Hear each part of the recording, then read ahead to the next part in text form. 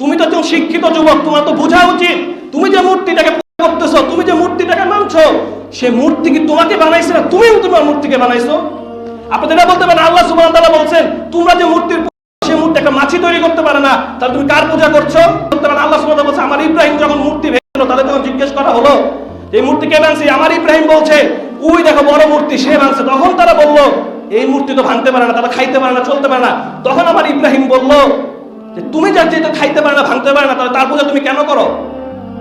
পরক্ষণে আল্লাহ বলতেছেন তখন তাদের মন তাদের বলতেছে আমি নাফস, আমার নাফসের উপরে আমি জুলুম করছি। তারা সেই দলিলগুলো আমাকে দিতে পারতেন, আপনি তো আল্লাহকে বুঝাইতে পারতেন, আপনারা পারেননি।